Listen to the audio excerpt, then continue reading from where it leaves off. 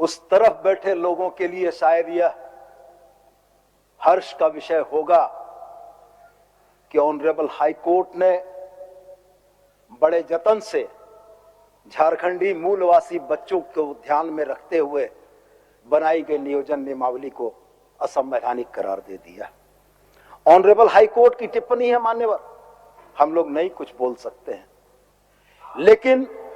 लेकिन जब बाँछें खिली हों और सदन में वक्तव्य में दबी हुई मुस्कुराहट के साथ खुशी के लड्डू फूट रहे हों, तो मान्यवर इसके लिए अंग्रेजी में एक शब्द है सैडिस्ट, हिंदी में उसको कहते हैं पर पीड़ा प्रेमी। जो दूसरों के दुख को देखकर सुखी होता है, वही भावना की अनुभूति हो रही है। आज 7 लाख बच्चे जिनके घरों में ऑनरेबल हाई कोर्ट के फैसले के बाद मातम पसरा और ये दिवाली के दिए जला रहे थे, इनको इस बात का अफसोस था कि हेमंत सोरेन सरकार की इस नीति में झारखंड के बच्चों को नौकरियां मिल जाएंगी। मान्यवर, इस प्रदेश का बड़ा एक लोकप्रिय न्यूज चैनल है टीवी 18 ने जब इस खबर को ब्रेक किया तो उसके नीचे कैप्शन लगा था, मान्यवर दूर से आप नहीं देख पा रहे होंगे, मैं पढ़ के सुना देता हूं। झारखंड सरकार की नियुक्ति नियमावली को हाईकोर्ट ने किया रद्द, अब बाहरी लोग भी पा सकेंगे नौकरी। यही खुशी थी मान्यवर। भारतीय जनता पार्टी का शॉर्ट फॉर्म मान्यवर बीजेपी है। पूरे देश के पैमाने पर यह भारतीय जनता पार्टी कहलाती है, लेकिन झारखंड आने के बाद तो मान्यवर इनका नाम बदल जाता है। झारखंड आने के बाद यह भारतीय जनता पार्टी नहीं है मान्यवर, यह बाहरी जनता पार्टी है। बाहरियों के संरक्षण देने वाले लोग जिस जनता पार्टी में है वही बाहरी जनता पार्टी। बाहरियों को नौकरी मिलेगी, इसकी ये खुशी मना रहे हैं। सवाल इस बात का है कि उर्दू और हिंदी के मामले में तुष्टीकरण की बात में उलझाने वाले लोग ये भूल जाते हैं मान्यवर।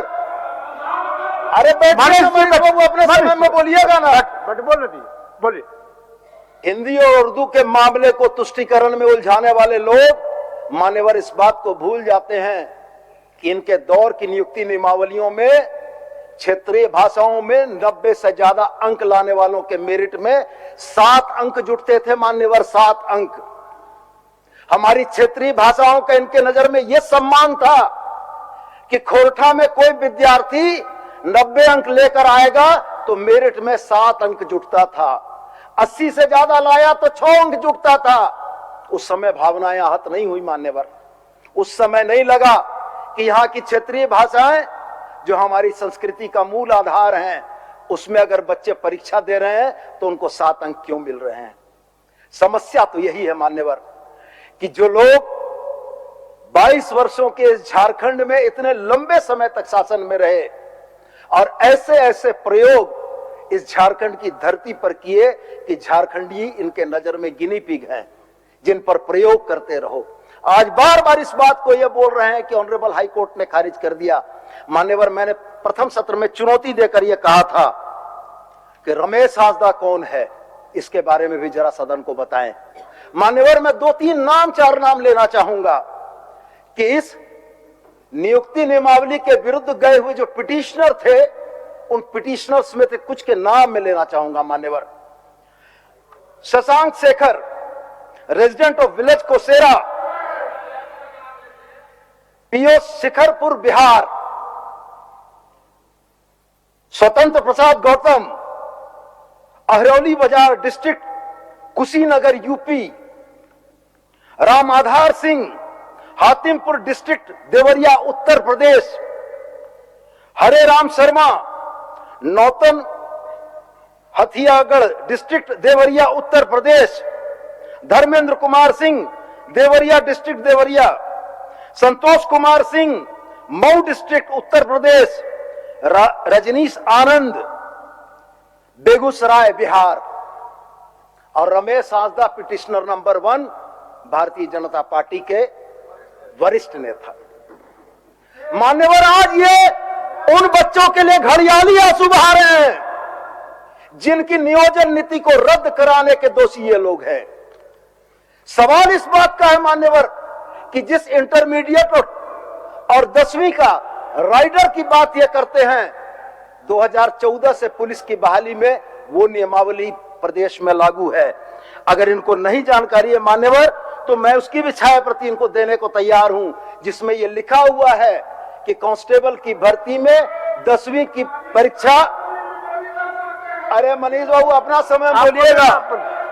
उत्तर प्रदेश में इनका राज है मान्यवर, उत्तर प्रदेश में इनका राज्य है मान्यवर।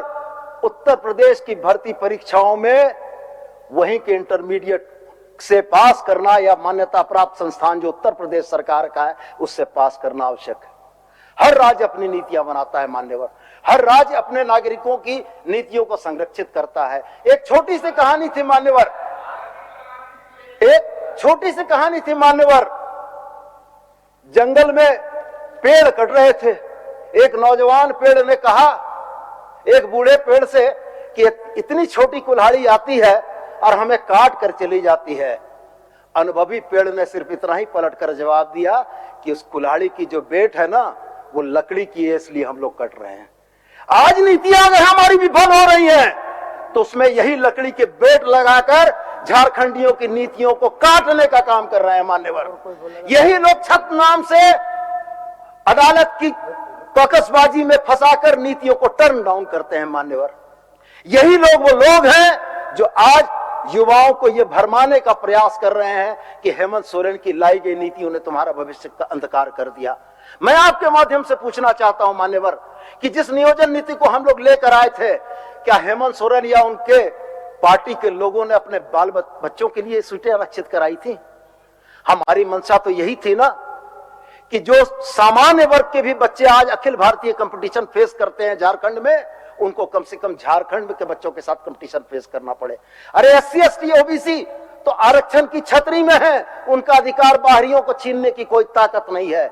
लेकिन जो हमारे सामान्य वर्ग के बच्चे अखिल भारतीय स्तर पर कंपटीशन फेस करते हैं, उनके लिए हम लोग मौका आसान करना चाहते थे। मैं तो फिर दोहरा के आपको बोलता हूं कि ये समय, ये इतिहास आपके भी कृत्यों को देख रहा है और हमारे भी कृत्यों को देख रहा है। ये विधानसभा सौध में सारी बातें अंकित हो रही हैं कि हमने किस सदाशयता के साथ झारखंडियों के बेहतरी के लिए काम किया और आपने किस कुटिलता के साथ हमारी सदाशयता को खत्म करके बच्चों को सड़क पर उतारने का काम किया। बच्चे शायद अभी नहीं समझ पा रहे हैं, अभी उनके मन में गुस्सा है, लेकिन वो हमारे ही बाल बच्चे हैं। जब हम बैठकर उनको समझाएंगे कि तुम्हारे सपनों पर कुठाराघात करने वाले ये लोग कौन थे, तो वो बच्चे इस बात को समझेंगे। वो जानेंगे कि झारखंड की नियोजन नीति से यूपी और बिहार के लोगों को क्या मतलब था। यूपी और बिहार के लोगों को लाकर पिटिशनर बनाने वाले लोग कौन थे, वो इस बात को जानेंगे। जब रमेश हासदा का प्रोफाइल निकाल कर दिखाएंगे तब वो जानेंगे कि आपके बगल में लगी हुई फोटो क्या दर्शाती है कि रमेश हासदा को किसने भेजा था। ये तमाम बातें थी। आज बार बार आप नवी अनुसूची का जिक्र करते हैं। ऑनरेबल सीएम ने, सदन नेता ने बड़ा सही कहा था। यहां आदरणीय बाबूलाल मरांडी जी बैठे हुए हैं, प्रथम मुख्यमंत्री होने का गौरव है और हमारे जिले के हैं। मुझको याद है, उनको भी याद होगा, मैं सदन को याद दिला देता हूं। 2001 में आदरणीय अर्जुन मुंडा जी जो तत्कालीन कल्याण मंत्री थे, उनकी अध्यक्षता में एक कमेटी बनी थी। उस कमेटी ने आरक्षण की बढ़ोतरी के प्रस्ताव किए थे। बाबूलाल मरांडी जी के तरफ से आरक्षण में बढ़ोतरी के प्रस्ताव को स्वीकृति दी गई थी, लेकिन ऑनरेबल हाई कोर्ट ने तत्क्षण प्रभाव से आरक्षण की बढ़ोतरी के प्रस्ताव को रोक दिया था।